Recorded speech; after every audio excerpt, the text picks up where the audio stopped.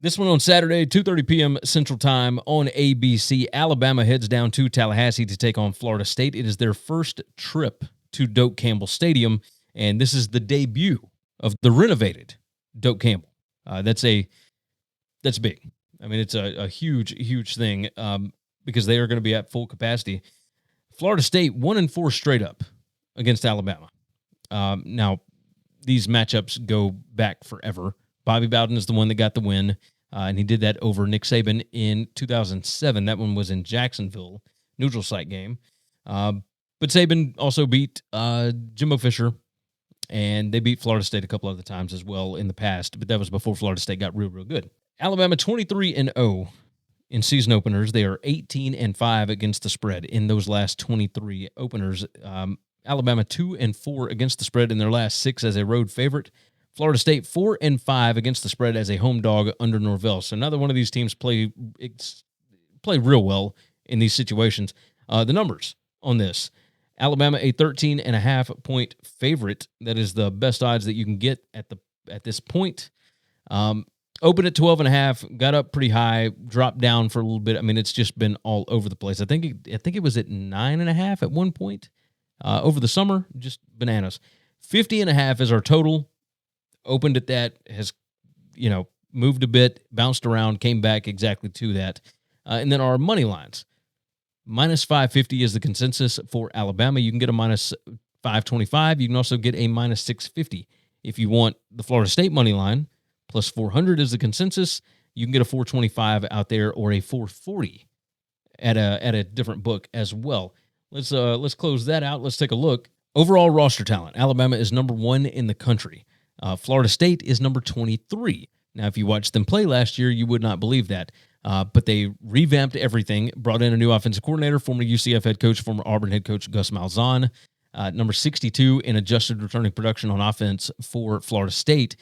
Alabama brings in Ryan Grubb as their offensive coordinator. Of course, he had a cup of coffee in Tuscaloosa last year before he left to be the offensive coordinator for the Seattle Seahawks. And now he's back. Had 1 year in the NFL, ended up coming back after that. Maurice Lingist and Kane Womack. Kane is really the DC. He's the play caller for the defense there. Tony White from Nebraska is the new defensive coordinator for Florida State. Number 18 in adjusted returning production. He had some guys that come with him from Nebraska, so that is something to pay attention to. You can't look at Florida State's numbers from last year and get a good read on this game. It's not going to happen. If you look at the position groups, Alabama's problems last year came from, and my father and I talked about this, running quarterbacks were an issue. Well, looky here, we got Gus Malzahn, who loves running quarterbacks, and he's got Thomas Castellanos, who is a running quarterback that came in from Boston College. The offensive line for Florida State is number 10. Alabama's defensive line is number 3. Now, again, these are rankings that come from recruiting rankings and experience. They have got like 4 fifth-year seniors on that offensive line. Now, granted, they come from Wake Forest and Vanderbilt and UCF, and they've got 1 left over from Florida State, but they got 8 new starters that were transfers on the Florida State offense this year. Thomas Castellanos, of course, being the star of that. Roydell Williams is the running back. He didn't play a whole lot last year because he got injured, but he was a transfer from Alabama.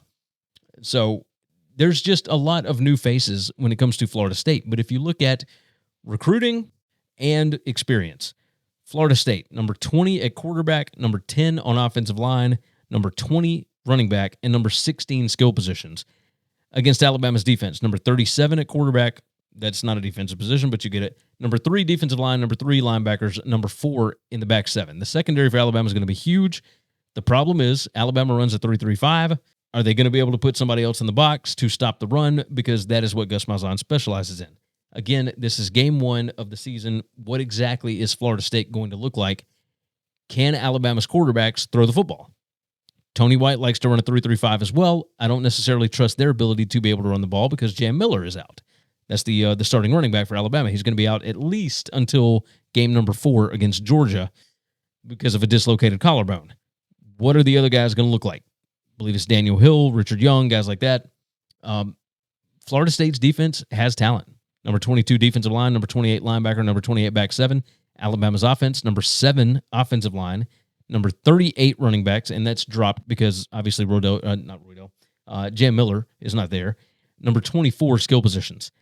They got studs. They got some dudes. Isaiah Horton comes in from Miami. Of course, Ryan Williams, Jeremy Bernard. They got dudes. What is the tight end position going to look like? What is Ty Simpson going to look like, the starting quarterback? We don't know exactly. I'm curious. I'm very curious about this one. I've got Bama favored by 16.5 based on power ratings, minus 430.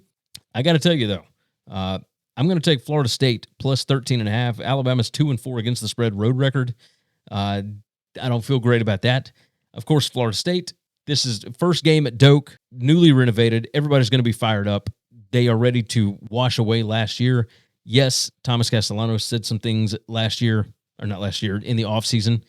I do think Alabama will win the game. Do I think they cover 13.5? Probably not. So give me Florida State plus 13.5 on this one. Thanks for listening to Winning Cures Everything. Subscribe, leave a review or comment, follow at GaryWCE on X, and check out the web store,